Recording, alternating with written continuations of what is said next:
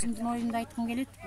Мен 37 жыл бет стажымдын негизине таянып, ушул Мадаминовдун методу абдан керек экенине ынандым. Себеби дегенде Кыргыздын өзөгү элдик педагогиканын негизинде түзүлгөндүктөн Мадаминовдун методикасы элдик педагогика, этнопедагогика жакын экенин сездим. Ошону мен энелер мектебине сунуштайт элем. Себеби дегенде тарбияны бала үйдөн алат. Анан мектеп улантат. Андан ары жогорку окуу жайлары дегендей, эгер бала үйүнөн тарбияны жакшы алса, таасын алса, мугалимди экинчи сорт дебей, мугалим экинчи эне-атаны эч качан алмаштыра албайт. Ата-эненин убактысы баласы менен көбүрөөк.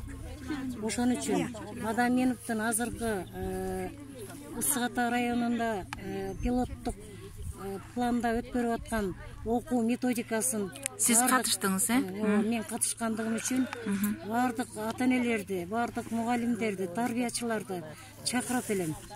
Себеби дегенде бул өтө керектүү нерсе экен. Анан батышты туурадык, эмне таптык. Орустарды туурадык, эмнени таптык. Өзүбүздүн баягы Кыргыздын Нукура өзөгүнө кайтыш бул Мадаминовдун тарбиясынын өзөгү деп эсептейм. Рахмат эже.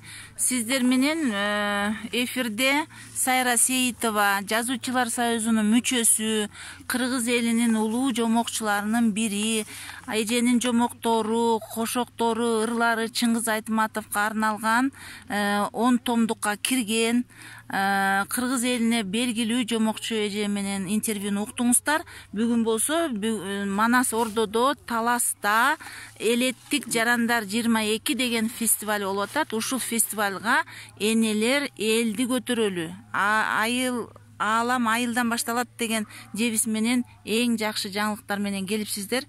Бардыгыңыздарга рахмат. Ушу эне окумайын, бала окубайт. Эне мыкты болсо коом мыкты болот деген сөздөрдү айткым келет. Рахмат эже сиздерге.